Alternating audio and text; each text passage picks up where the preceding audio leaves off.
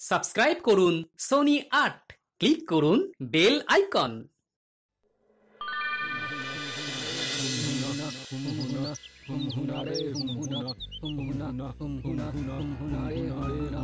আরে আরে আরে, অত তুলিও না, তুলিও না, আস্তে চলো, আস্তে চলো। সেই ফেললে তোমরা। বাবারে, আমার বইগুলো সব নষ্ট হয়ে যাবে তো, আগে তোলো। আরে আরে, আমাকে তোলো না আগে। উরে বাবারে, আপনি তো একটু আগে বললেন বইগুলো নষ্ট হয়ে যাবে, আগে তোলো। বইগুলো সব নষ্ট হয়ে যাবে বলেছি, আগে তো তুলতে বলিনি রে বাবা। আগে আমাকে তোলো না, কতক্ষণ ধরে এইভাবে পড়ে আছি। তুমি ওখানে দাঁড়িয়ে দাঁড়িয়ে হাসছো কেন বলো তো? বইগুলো তুলে আমার এখানে দাও। আরে কি হলো, তুমি এইখানে এইভাবে বসে আছো কেন? গোপাল এমন ভাবে আমটা পালকি বাহকের পায়ের কাছে ফেলেছে যে পালকি বাহক পড়ে গিয়ে আমাকেও ফেলে দিয়েছে। ওরে, আমার হাতে পায়ে কোমরে তো ব্যথা হয়ে গেল। কোথায় কি পান্তা ভাতে ঘি, গাছ থেকে আম পড়লো আর গোপালের দোষ হলো। ছি ছি ছি ছি গোপাল, এটা কিন্তু ঠিক কথা নয়। আরে, আপনি তো আমার উপর জোর করে দোষ লাগাচ্ছেন। আপনি তো জানেন সবই, আমাদের এই কৃষ্ণনগর আম গাছে কেন ভরে আছে, সবই তো আপনার জন্য। সোনার আমের কথা আপনার নিশ্চয়ই মনে আছে, যার জন্য আপনার সাথে মহারাজের সংঘাত। এই রে, গোপাল আবার পুরনো কাসুন্দি ঘাটতে বসেছে। যাও না, যাও, কাজ মিটে গেছে, এবার নিজের বাড়ি যাও, নাতিপুতিদের নিয়ে গল্প গাছা করো, যাও।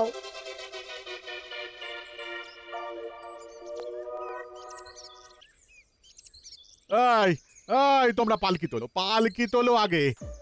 আমাকে বাড়ি নিয়ে চলো। যত সব।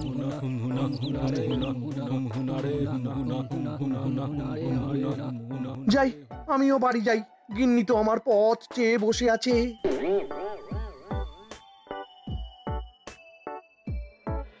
আচ্ছা গোপাল দাদু, সোনার আমটা কি গো?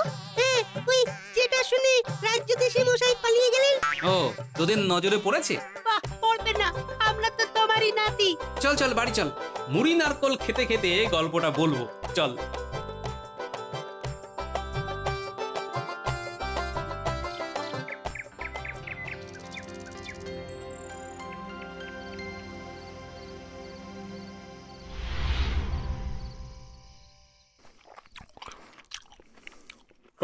যখনকার কথা বলছি, তখন মহারাজ তার পিসিমাকে নিয়ে খুব সংকটে ছিলেন।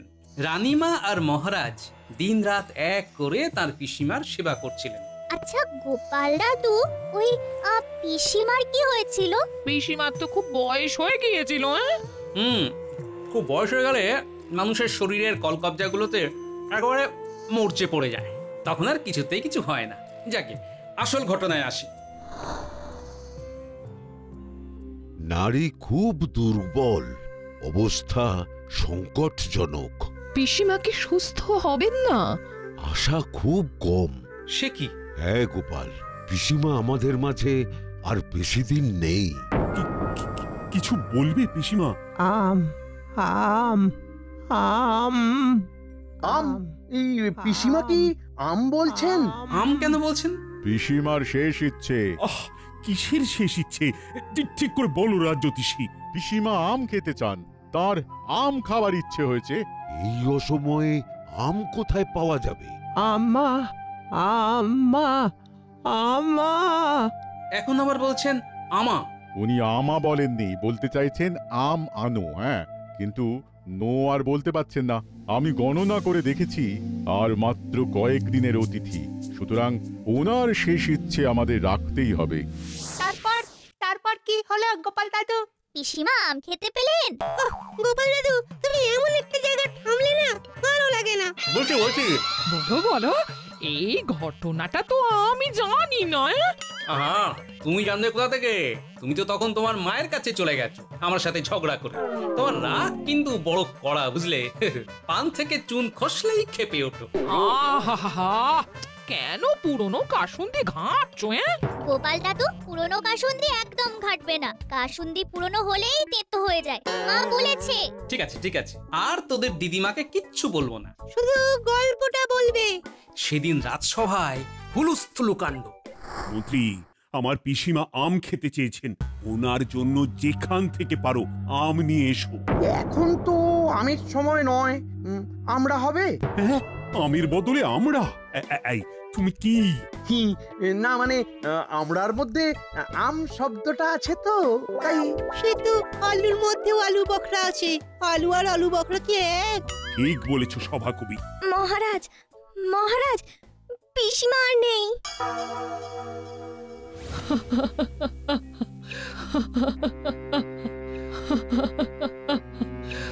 মহারাজ মহারাজ পিসিমাকে আর ফেরাতে পারলাম না, উনি আমাদের ছেড়ে চলে গেলেন। কি কি খারাপ লাগছে।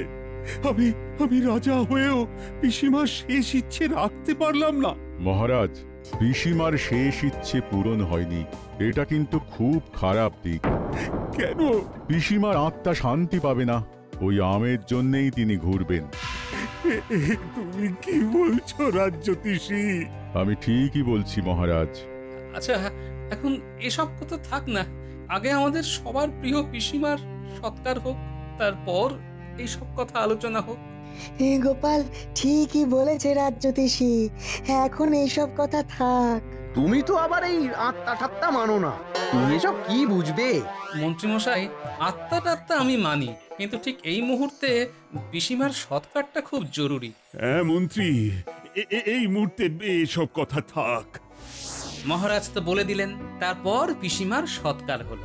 মহারাজ কাঁদতে কাঁদতে পিসিমার সব কাজ করলেন। পরদিন রাজসভায় আবার এই নিয়ে কথা তোলেন রাজ্যতীষী। খুব খারাপ লাগছে, আমি আর পিসিমার শেষ ইচ্ছেটা পূরণ করতে পারলাম না। মহারাজ, আপনি দুঃখ করবেন না। সত্যি মহারাজ, আপনি কেন দুঃখ করছেন?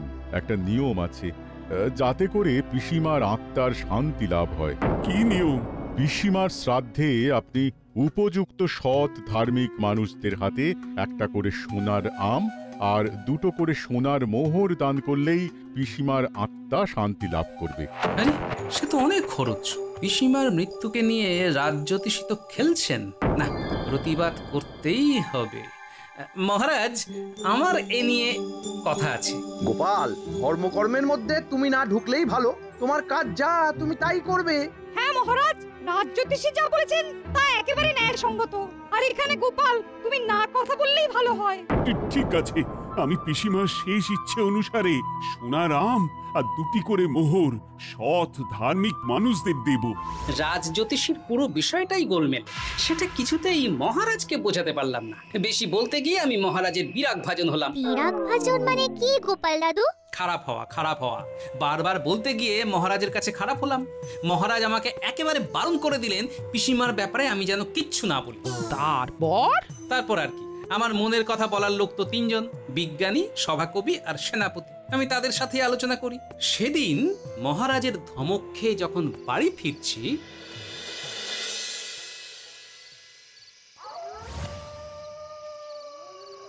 আরে ও গোপাল দাদা, গোপাল দাদা একটু দাঁড়াও না গো। আরে তোমার সাথে অনেক কথা আছে। বলো, কি বলবে? দাঁড়াও একটু দম নিয়ে নি। কি হয়েছে? একটু আগে ওই মন্ত্রী মশাই, পণ্ডিত মশাই, রাজবৈদ্য আর ওই রাজ্যতীষীকে দেখলাম গো। ওরা কিছু একটা কথা বলছিল বুঝলে, আমি খালি একটা কথা শুনতে পেলাম, সোনার আম। তারপর ওরা আমাকে দেখে চুপ করে গেল। শুধু মন্ত্রী মশাই বলে উঠলো, এখানে কোনো কথা নয়, সবাই আমার ঘরে চলো, ওখানেই আলোচনা হবে। তারপর আর কি, ওরা দ্রুত পায়ে সব চলে গেল। গোপাল দাদা, তুমি একটু জোরে জোরে পা চালালে ওদের ধরে নিতে পারবে। এবার মজা দেখাচ্ছে। তোমাকে কি বলে যে ধন্যবাদ দেব তুমি জানো না, তুমি কত বড় কাজ করেছো। তাই তো আমি তোমাকে দেখা মাত্র তোমার কাছে ছুটে এলাম। খুব ভালো করেছো ভোলা। যাই, আর বেশি কথা না বলে মন্ত্রী মশাইয়ের বাড়ির দিকে এগিয়ে যাই। ভোলার কথা শোনা মাত্র আমি প্রায় ছুটতে শুরু করে দিলাম। বেশ খানিকক্ষণ ছোটার পর আমি দেখতে পেলাম ওরা এগিয়ে যাচ্ছে। আমি সন্তর্পণে পা টিপে টিপে হাঁটতে লাগলাম। না, একবার পিছনে তাকিয়ে দেখি তো কেউ আবার আমাকে দেখছে কিনা। না, ঠিক আছে।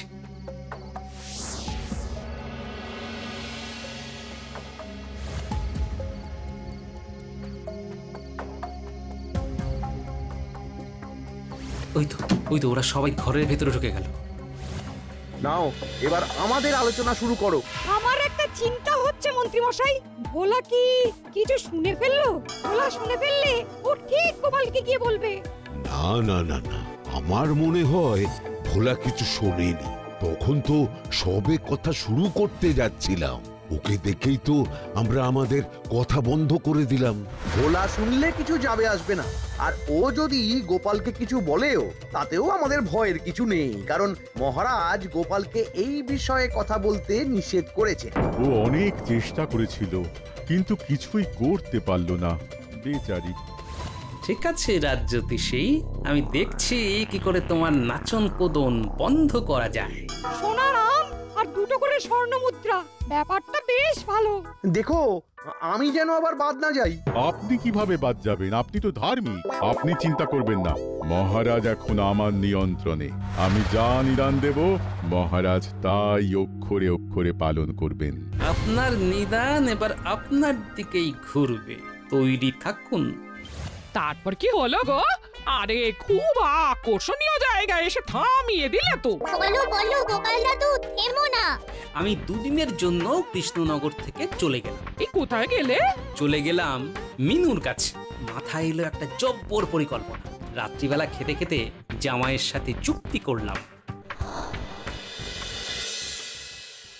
মন্ত্রীমশাই একটা পাজি লোক, দুষ্টু একটা। আর তুমি কি ভেবেছো বাবা? শোন, আমরা তিনজন মিলে দুদিন পরে কৃষ্ণনগর যাব। তারপর কি বলবেন বাবা? তোমার তো মাসি পিসি কেউ নেই। না বাবা, কেউ নেই। ব্যাস হয়ে গেল, একদিনের জন্য তোমার মাসি জন্মে গেল আবার মরেও গেল। মানে? ওরে বাবা, একটু দারুণ ব্যাপার। উফ, আপনি না কি যে বলি, কোনো উপমাই ঠিকঠাক লাগছে না। তাহলে ওই কথাই রইলো, আমরা সবাই মিলে পরশুদিন মহারাজের সভায় যাব। তোরা দুজন অঝরে কাঁদবি।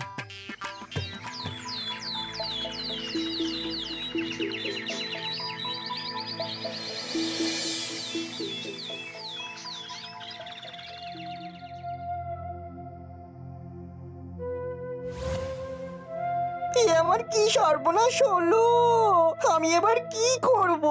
কেমন করে বাঁচবো মহারাজ? কেন, তোমার আবার কি হলো জামাই? কি আর বলবো মহারাজ, আমার জামাই যে এত চাপা ছেলে আমি জানতাম না। সব দুঃখ এরা দুজনে ঘাড়ে নিয়ে বসেছিল। আহারে, এত চাপা হলে চলে?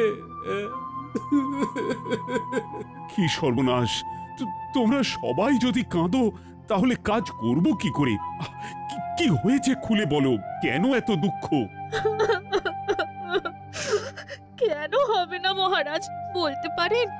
দুঃখ তো হবেই। কষ্টের কথা বুকে এসে আটকে গেছে মহারাজ, কিছুতেই বেরোচ্ছে না। বুকের ওপর একটু চেপে মালিশ করো, দেখবে দুঃখের বায়ু মুখ দিয়ে বেরিয়ে যাবে, আরাম পাবে। বাবা, মন্ত্রী মশাই কথা শিখেছে। না, আমি এবার একটু অন্য খেলা খেলি। আপনি পারলেন মন্ত্রী মশাই দুঃখ নিয়ে এইভাবে বাঁকা কথা বলতে? আপনাদের দুঃখগুলো খুব দামি আর আমাদের দুঃখগুলো এলেবেলে। মন্ত্রী, দেখছো এরা শোকে আকুল হয়ে গেছে। চুপ করো, চুপ করো, ওদের একটু হালকা হতে দাও। হালকা হও গোপাল, হালকা হও। আমি একটু হালকা হয়েছি মহারাজ। তাহলে বলতে শুরু করো। মহারাজ, কয়েকদিন আগে আমার একমাত্র মায়ের বোন মারা গেছে। কথায় আছে না, মায়ের থেকে মাসির দরদ বেশি। ওটা একেবারে সত্যি ছিল। এত বড় ঘটনা ঘটে গেছে, আমাকে কিছুই জানায়নি মহারাজ। ভাগ্যিস আপনি আমাকে বললেন রাজসভা থেকে চলে যেতে। আমি আবার তোমাকে কোথায় বললাম রাজসভা থেকে চলে যেতে? ভালোই করেছেন, আপনি বলেছেন বলেই আমি চলে গেলাম জামাইয়ের বাড়ি। যদি না যেতাম তাহলে জানতেও পারতাম না এই ঘটনা ঘটে গেছে। আপনি মহান মহারাজ। আপনি সত্যি মহান। যাকে যাকে তুমি যখন বলছো তখন হয়তো মুখ ফসকে বেরিয়ে গেছে, আর তাতে যদি তোমার ভালো হয় তবে ভালো। বাবা, সেই কথাটা একটু জিজ্ঞেস করো। মহারাজ, একটু রানীমাকে দরকার। মিনু আর জামাই আপনার সামনে রানীমাকে কিছু বলবে মহারাজ। ঠিক আছে, খবর দিচ্ছি। প্রহরী, যাও রানীমাকে গিয়ে বলো মহারাজ ডাকছেন। যথাজ্ঞা মহারাজ। মহারাজ, আমাদের একটা আলোচনা চলছিল। রাখো তো তোমার আলোচনা। দেখছো একটা শোকের ঘটনা ঘটেছে, কি হয়েছে পুরো না শুনে আমি কোনো আলোচনা করব না। কি হয়েছে গোপাল? বলো বাবা জীবন, রানীমাকে সব জানাও। রানীমা, আমার মাসি আমাদের ছেড়ে চলে গেছে। সেটা তো খুবই দুঃখের। আর দুঃখের কথা হলো আমরা মাসির শেষ ইচ্ছেটাই রাখতে পারিনি। শুনেছি শেষ ইচ্ছে পূরণ না হলে আত্মা শান্তি পায় না, আত্মা সারাক্ষণ গুড়গুড় গুড়গুড় গুড়গুড় গুড়গুড় করে ঘুরতে থাকে। হ্যাঁ জামাই, তুমি ঠিকই শুনেছো। তোমার মাসির শেষ ইচ্ছে পূরণ করার ব্যবস্থা করো। আমার পিসিমাও আম খেতে চেয়েছিলেন, আমি দিতে পারিনি। তাই তো পিসিমার স্মরণ সভায় যে পুজো হবে তাতে ধার্মিক সৎ লোকেদের হাতে আমি সোনার আম আর দুটো করে সোনার মোহর তুলে দেব। তাতেই আপনার পিসিমার আত্মার শান্তি হবে। হ্যাঁ, তাতেই হবে। ব্যাস, আর কোনো চিন্তা নেই। আমাদের রানীমা সাক্ষী আছেন। তাহলে এবার মাসির শেষ ইচ্ছেটা বলি রানীমা। হ্যাঁ হ্যাঁ, বলো। জামাই, তুমি ঠিক মতো গুছিয়ে বলতে পারবে, যেহেতু ঘটনাটা তোমার সামনে ঘটেছিল। তুমিই বলো। ঠিক বলেছেন বাবা, আমি বলি। আমার মাসির শেষ ইচ্ছে ছিল ফুটন্ত গরম জলে লবণ আর লবঙ্গ দিয়ে কুলকুচি করা। খুব সর্দিতে ভুগছিলেন তো। তাহলে কথা অনুযায়ী ওই রাজজ্যোতিষী মন্ত্রী মশাই সহ সব ধার্মিক লোকদের ফুটন্ত গরম জলে লবণ আর লবঙ্গ ফেলে কুলকুচি করতে হবে, আর সাথে দুটো মোহর দিলেই হবে। এই উল্টোপাল্টা কথা বলছো তুমি গোপাল? এটা কি ছেলে খেলা নাকি? হ্যাঁ, এই সব ইচ্ছে রাখা যায় না। তাহলে আমার জামাইয়ের প্রিয় মাসির শেষ ইচ্ছে পূরণ হবে না, শুধু মহারাজের পিসিমার সোনার আমটাই প্রয়োজন। এই কি সব উল্টোপাল্টা কথা বলছো? গোপাল তো ঠিক কথাই বলছে। আমার পিসিমা শেষ ইচ্ছে সোনার আম দিয়ে মিটিয়ে দিচ্ছে, আর জামাইয়ের মাসির শেষ ইচ্ছে ফুটন্ত গরম জলে লবণ আর লবঙ্গ দিয়ে কুলকুচি। সেটা কেন করবে না? সেটাও তো করতে হবে মহারাজ। আপনি আদেশ দিন জল গরম করে ফোটাবার। যদি ফুটন্ত গরম জলে নুন আর লবঙ্গ দিয়ে কুলকুচি কেউ না করে, তবে সোনার আম আর সোনার মোহর পাবে না। এবার হাটে হাড়ি ভাঙব। হাটে হাড়ি? হ্যাঁ মন্ত্রী মশাই, হাটে হাড়ি। মহারাজ, সেদিন তো আমাকে আপনি ধমক দিয়ে চুপ করিয়ে দিলেন। আমিও মন খারাপ করে রাস্তা দিয়ে বাড়ি ফিরছি। ঠিক তখনই ভোলা আমার কাছে এসে বলে, আরে তোমার সাথে অনেক কথা আছে। বলো, কি বলবে? একটু আগে ওই মন্ত্রী মশাই, পণ্ডিত মশাই, রাজবৈদ্য আর ওই রাজজ্যোতিষীকে দেখলাম গো। আমি খালি একটা কথা শুনতে পেলাম, সোনার আম। শুধু মন্ত্রী মশাই বলে উঠলো, এখানে কোনো কথা নয়, সবাই আমার ঘরে চলো, ওখানেই আলোচনা হবে। তারপর আর কি, ওরা দ্রুত পায়ে সব চলে গেল। তারপর আমি প্রায় দৌড়ে মন্ত্রীমশাইয়ের ঘরের বাইরে গিয়ে মন্ত্রীমশাই আর রাজজ্যোতিষীদের সব কথা শুনলাম। নাও, এবার আমাদের আলোচনা শুরু করো। সোনার আম আর দুটো করে স্বর্ণ মুদ্রা, ব্যাপারটা বেশ ভালো। দেখো, আমি যেন আবার বাদ না যাই। আপনি কিভাবে বাদ যাবেন? আপনি তো ধার্মিক। আপনি চিন্তা করবেন না, মহারাজ এখন আমার নিয়ন্ত্রণে। আমি যা নিদান দেব, মহারাজ তাই অক্ষরে অক্ষরে পালন করবেন। আচ্ছা, এই কথা। ঠিক আছে, আজকের পর থেকে জ্যোতিষী তোমার মুখ আমি দেখতে চাই না। তোমার বয়স হয়েছে, তাই তোমাকে কঠিন সাজা দিলাম না। আমাকে ক্ষমা করুন মহারাজ, সাময়িক লোভ আমাকে অন্ধ করে দিয়েছিল। রানীমা আমাকে ক্ষমা করুন। আমি জীবনে কোনো দিন আর ভুল করব না। আমিও ভুল করে ফেলেছি, সত্যি খুব বড় ভুল হয়ে গেছে।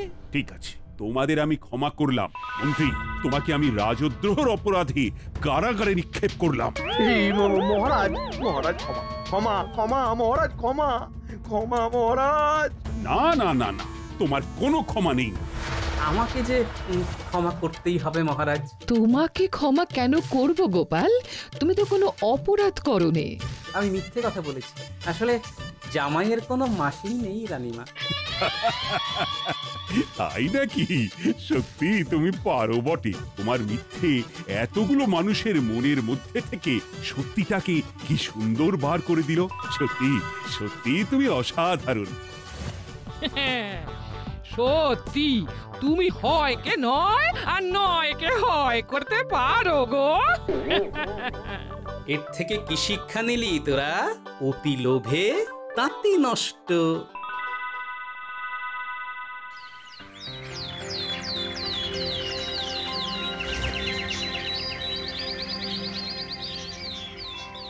শুনুন সকল সভাসদ, শুনুন মহারাজ, কৃষ্ণনগরের কথা বলবো আমি আজ। হেথা আছেন মহারাজ প্রবল প্রতাপ, কৃষ্ণচন্দ্র নাম তাঁর, নেই কোনো পাপ। সাধু সাধু, কি লেখায় লিখেছ সভাকবি? বুদ্ধিমান মানেন সবে, নাম তার গোপাল, কিছুতেই হারেন না এমনই কপাল। শুরু হলো গোপাল ভজনা, আর পারা যায় না। মহারাজ, নবাব বাহাদুরের দূত এসেছেন। না, বেশ হচ্ছিল কাব্যচর্চা, এর মধ্যে আবার নবাব বাহাদুরের দূত। উফ, এই নবাব বাহাদুরের দূত এলেই না আমাকে একটা দুশ্চিন্তা গ্রাস করে। যাও প্রহরী, যাও ডেকে আনো, দেখি আবার নবাব বাহাদুরের আবার কি হলো। চিন্তা করবেন না মহারাজ, যদি কোনো বিপদ আসে তবে তা মোকাবিলা করার ক্ষমতা আমাদের আছে। কি বলেন মন্ত্রী মশাই? কিছু বললে গোপাল? মনোজা, কি ভাবছিলে তুমি? আজ্ঞে মহারাজ, দেশের কথা ছাড়া আর কি বা ভাবতে পারি বলুন। তবু ভালো, যাকে এবার দেখার কি বার্তা নিয়ে সে এসেছে। মহারাজের জয় হোক। বলো দূত, বলো কি বার্তা নিয়ে তুমি এসেছো? বার্তা অতি ভয়ঙ্কর। নবাব বাহাদুরের উপহার পাওয়া পদ্মরাগ মণি চুরি গেছে আজই। ওটা উদ্ধারের জন্য আপনার সভার সবচেয়ে বুদ্ধিমান লোককে আমার সাথে পাঠাতে হবে এক্ষুনি। নবাবের ধারণা চোর দরবারেরই কেউ। নবাব বাহাদুরের নির্দেশে কোনো অতিথি অভ্যাগত মুর্শিদাবাদ ছেড়ে যেতে পারবেন না। এক্ষুনি কি করে যাব মহারাজ? এই দেখো, আমি কি তোমাকে একবারের জন্য যেতে বলেছি? না না, নবাব বাহাদুর তো সবার সবচেয়ে বুদ্ধিমান লোককে যেতে বলেছে। আমি এই রাজ্যের মন্ত্রী। গোপাল, বলুন মহারাজ। নবাব বাহাদুরের ইচ্ছের কথা শুনলে তো, এখন বলো তুমি কি করবে? আপনি যদি বলেন আমি এক্ষুনি যেতে রাজি আছি। শুধু আমার গিন্নিকে একটু জানিয়ে আসতে হবে মহারাজ। ঠিক আছে, তুমি এক্ষুনি ঘরে যাও, গিন্নিকে জানিয়ে চলে এসো। দূত ততক্ষণ আমার অতিথিশালায় বিশ্রাম নিক। ঠিক আছে মহারাজ, আপনার যেমন ইচ্ছা। প্রহরী, দূতকে আমার অতিথিশালায় নিয়ে যাও। যথাজ্ঞা মহারাজ, আসুন আপনি।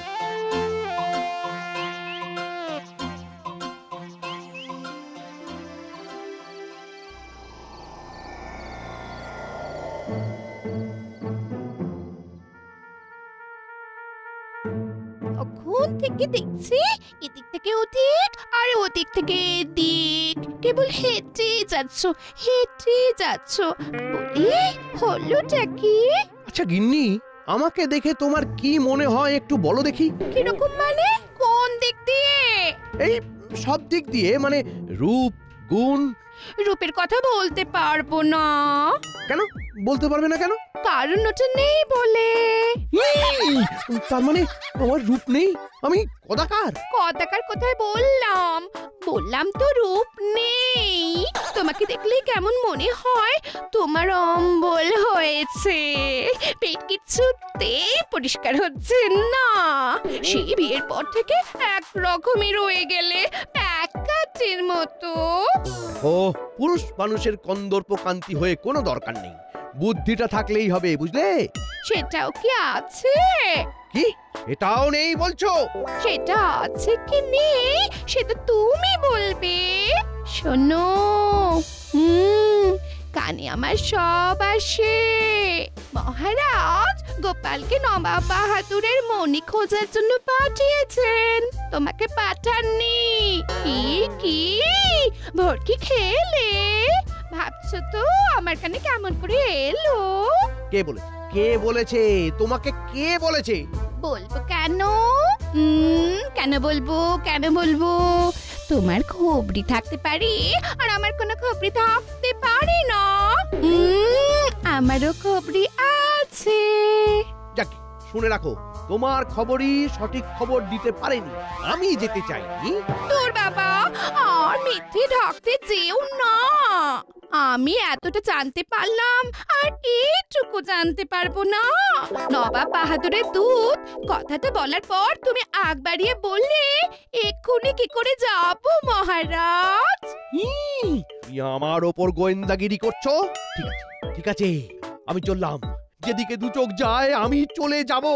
কোথায় যাবে? কোথায় যাবে? এই দরজা থেকে বেরিয়ে ওই গাছতলা পর্যন্ত, তারপর খানিক পাক দেবে, তারপর আবার বিড়বিড় বিড়বিড় করতে করতে চলে আসবে।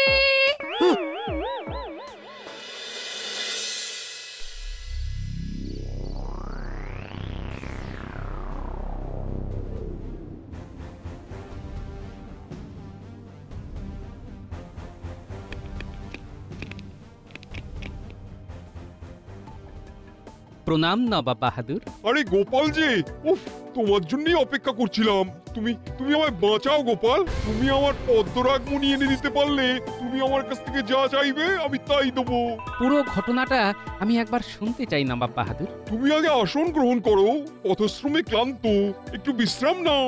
নবাব বাহাদুর, আমি ক্লান্ত ঠিকই, কিন্তু একটা পণ করে এসেছি।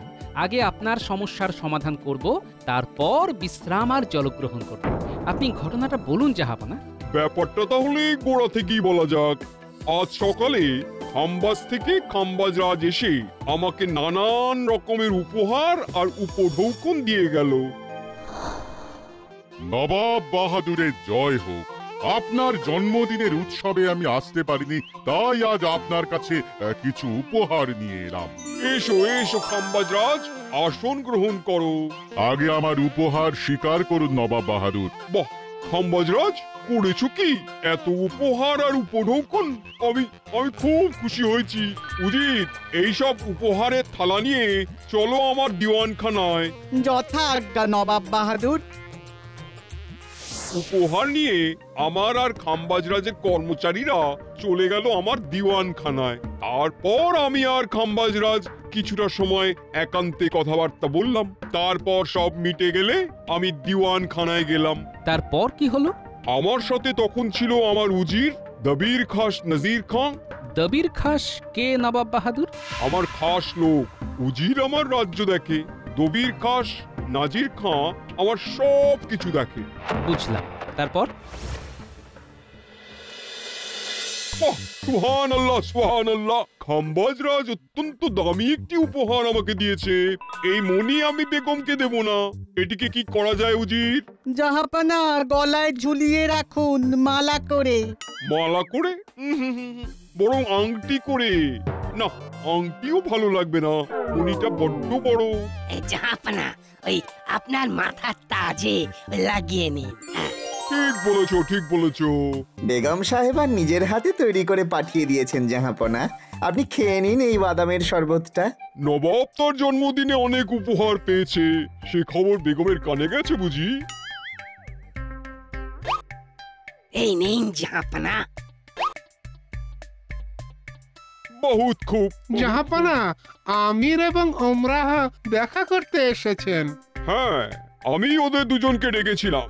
ফিরিঙ্গি সাহেবেরা যেভাবে মুর্শিদাবাদে ঘুরঘুর করছে, ওদের নিয়ে আমার একটু চিন্তা আছে। এখানে পাঠিয়ে দাও। যা হুকুম জাহাপানা।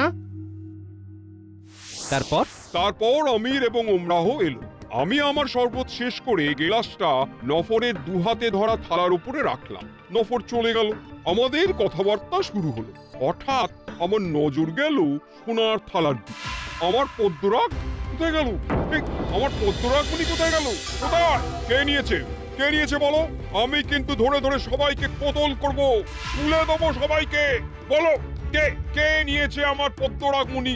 বলো, চুপ করে থেকো না। কে নিল? হ্যাঁ, কে নেবে জাহাপানা? আমরা তো সবাই ঘরে আপনার কাছেই আছি। বাইরে প্রহরীরা অস্ত্র নিয়ে পাহারায় আছে। আপনার দূত যে এসেছিল সে তো ঘরের ভেতরে ঢোকেইনি, বাইরে থেকেই বলে চলে গেছে। বুঝেছি, নফর যে শরবত নিয়ে এসেছিল ওই নিয়েছে।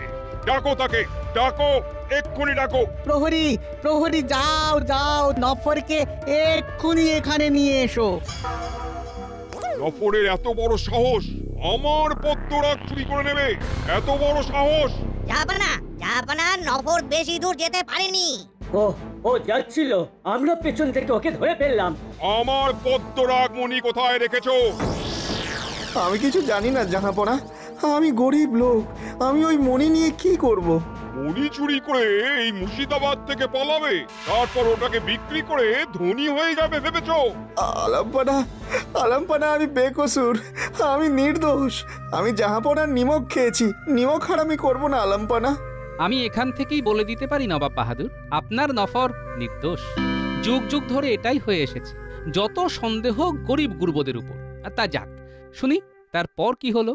তাকে অনেক জেরা করা হলো, তার মুখে শুধু ওই একটাই কথা, আমি বেকসুর। ততক্ষণে আমার কেল্লাদার আর কোতোয়াল এসে গেছে। ওরা আসা মাত্রই আমি হুকুম দিলাম, নফরকে কয়েদখানায় নিয়ে যাও, আটকে রাখো, যতক্ষণ না পদ্মরাগ মণি খুঁজে পাওয়া যায়। যাও, একে কয়েদখানায় নিয়ে যাও, আটকে রাখো। আমি বেকসুর যাব না, আমি বেকসুর, আমি বেকসুর। জাহাপানা, নফরকে তো কয়েদখানায় নিয়ে যাওয়া হলো, এ ঘরে তো আমরাও ছিলাম। হ্যাঁ, তত বটেই। সাধারণ একটা নফরকে কয়েদ করলাম, আর তোমরা দরবারের উজির আমির ওমরাও বলে তোমাদের কিছু বলবো না, তা তো হয় না। আমার সবাইকেই সন্দেহ করা উচিত। আমরা কেউই এখান থেকে বেরোইনি, আমাদের সবাইকে খানা তল্লাশ করুন। কেল্লাদার আর কোতোয়াল, সবাইকে ভালো করে খানা তল্লাশ করো। জানাব, আপনি একটু পেছন ঘুরে দাঁড়ান। কবির খাস জনাব, আপনিও একটু পেছন ফিরে দাঁড়ান। কোতোয়াল সাহেব, আপনি নিশ্চিন্তে আমার তল্লাশি নিন। কারো কাছেই মণিটা পেলেন না, যদি পেতেন তবে আমাকে ডাকতেন কেন? এমনকি আমি কোতোয়াল আর কেল্লাদারকে আমাকেও তল্লাশি নিতে বললাম। আপনাকে নয় কেন, এক যাত্রায় তো পৃথক ফল হতে পারে না। আমি নবাব বলে তো আর আমার চারটে হাত পা গজায়নি। আমার রাজ্যে সবাই সমান। বুঝলাম, এরপর কি হলো? এরপর তো আমরা সব হাল ছেড়ে হাল ভাঙা নাবিক হয়ে তোমাদের রাজ্যে দূত পাঠালাম। আর এই কেল্লা আমি একেবারে বন্ধ করে দিলাম, কেউ এখান থেকে বেরোতে পারবে না। বুঝলাম।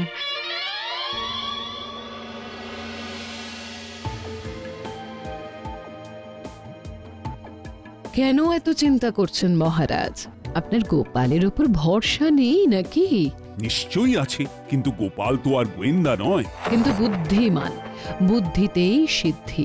দেখবেন গোপাল বুদ্ধি দিয়ে ঠিক কে মণি চুরি করেছে সেটা বার করবেই করবে। আমিও সেই আশাই রাখি। আচ্ছা, এখন গোপাল কি করছে? ও কি কাজ শুরু করে দিয়েছে? আমারও তাই মনে হয় মহারাজ। মিলিয়ে নেবেন, কাল বেলার দিকে গোপাল মুর্শিদাবাদ জয় করে কৃষ্ণনগরে ফিরে আসছেই। বলছো? আমার গোপাল কখনো হারে না মহারাজ।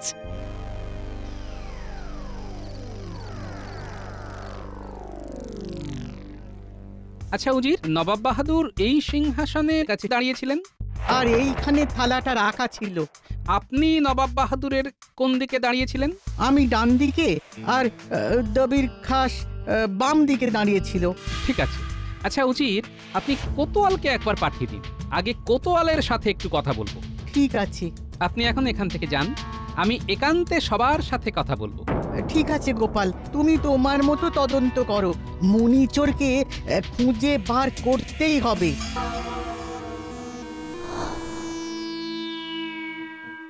কি মনে হয় কোতোয়াল সাহেব, কে নিতে পারে? কি করে বলি বলো তো গোপাল, আমার তো হাত পা পেটে সেঁধিয়ে যাচ্ছে। এইরকম পরিস্থিতি যে আসতে পারে সেটা তো স্বপ্নেও ভাবিনি। আমার তো কাউকে সন্দেহ হয় না। কিন্তু মণিটা তো চুরি গেছে। সেটা তো গেছে। আচ্ছা, একটা কথা বলতে পারেন, আজ সকালে দিওয়ানখানা থেকে বেরিয়ে আবার কি কেউ পরে দিওয়ানখানায় ঢুকেছিলেন? নবাব আর ফেরেননি, তিনি চলে গিয়েছিলেন নিজের মহলে। তবে আমির ওমরা, কবির খাস, উজির এরা সবাই নবাবের অনুমতি নিয়ে পুনরায় এসেছিলেন এই দেওয়ানখানা। ঠিক আছে। কবির খাস বলেছিলেন যে ওনার হাতের আংটিটি ফেলে এসেছেন এবং উনি ওটা নিতে গিয়েছিলেন। ঠিক আছে কোতোয়াল সাহেব, আপনি যান। আর একটা কথা, নফরকে কয়েদখানা থেকে মুক্ত করে দিন, কারণ নফর দোষী নয়। কিন্তু নবাবের হুকুম মনি না পাওয়া পর্যন্ত নফরকে মুক্ত করা যাবে না। সেটা আমি নবাবের থেকে বুঝে নেব। আপনি মুক্ত করুন, কারণ বিনা দোষে কেউ সাজা ভোগ করুক সেটা আমি চাই না। আপনি নবাব বাহাদুরকে বলেই নফরকে মুক্ত করবেন, আর মনি উদ্ধার হবে। শুধু সময়ের অপেক্ষা। ঠিক আছে, অনেক ধন্যবাদ তোমাকে গোপাল। আপনি দবির খাসকে পাঠিয়ে দিন। ঠিক আছে। তিনজন ছাড়া সবাই নির্দোষ। এই তিনজনের মধ্যে দোষী কে? দোষী কে? কি যে রাগ হচ্ছে কি বলবো বেগম, আমার চোখের সামনে থেকে মণিটা চুরি করে নিল আর আমি বুঝতেই পারলাম না। জাহাপনা, গোপালের উপর আপনার ভরসা আছে তো? নইলে লোক পাঠিয়ে ওকে ডেকে আনলাম কেন? তাহলে অপেক্ষা করুন জাহাপনা। দবির খাস সাহেব, আপনার সাথে আমার প্রথম আলাপ। হ্যাঁ, প্রথম আলাপ। আচ্ছা, কি মনে হয় কে চুরি করতে পারে? উজির, উজির। একমাত্র ও উজির ছাড়া আর কেউ চুরি করবে না। কেন আপনার এই রকম মনে হবার কারণ? উজিরের অনেক কাজ হয়েছে, একটু কান পাতলেই শুনতে পাবে। ও আচ্ছা। আমি কিন্তু পদ্মরাগমণি নিইনি। আমি তো জিজ্ঞেস করিনি। না, ও আমি আগে থাকতে বলে রাখলাম। বুঝলাম। তাহলে আমি কি যেতে পারি? এই কেল্লার বাইরে আমার যাওয়া খুব দরকার। শহরে আমার কাজ আছে, আমার ছেলের খুব অসুখ। সঙ্গে কিছু নিয়ে যাচ্ছেন কি? তুমি জানতে চাইছো যে ওই পদ্মরাগ মণি নিয়ে যাচ্ছে কিনা? না না না, যেটা আমার কাছে নেই সেটা আমি নিয়ে যাব কি করে? আমি কিছু ওই ফল মূল নিয়ে যাচ্ছি, ওই অসুস্থ ছেলেকে দেব বলে। ঠিক আছে, আপনি কাল সকালে যেতে পারেন। আমি নবাব বাহাদুরকে বলে দেব, আর আপনি আমিরকে পাঠিয়ে দেবেন। শুক্রিয়া, শুক্রিয়া। গভীর জলের মাছ।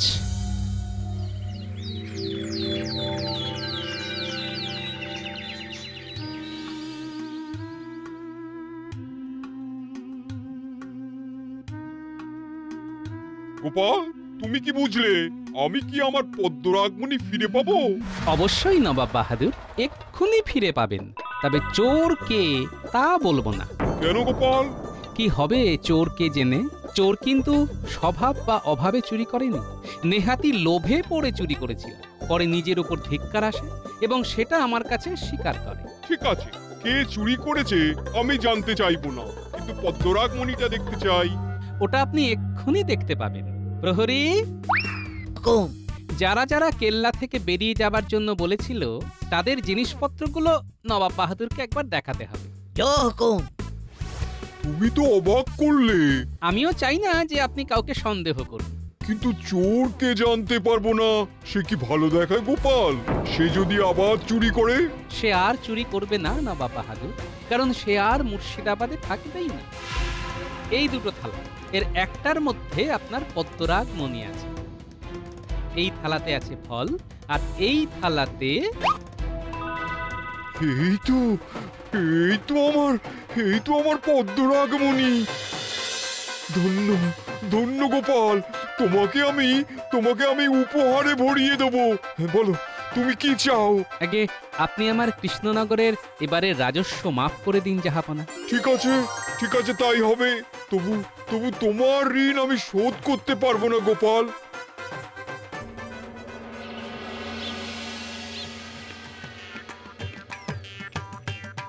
এসো এসো গোপাল, উফ, তুমি তো ইতিহাস সৃষ্টি করলে।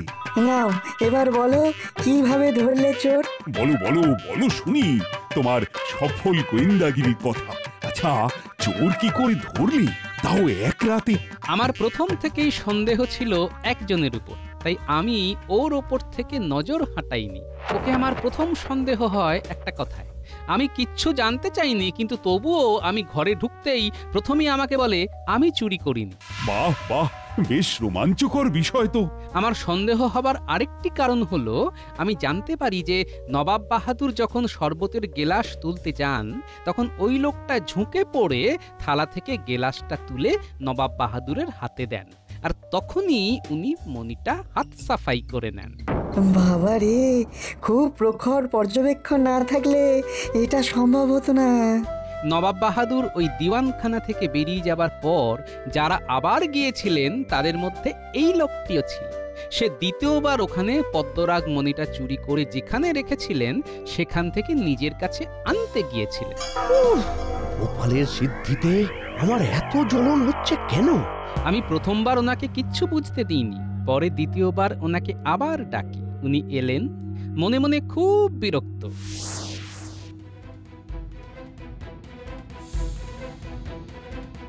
আবার আমায় ডাকলে কেন? হ্যাঁ, আমার কি কোনো কাজ নেই?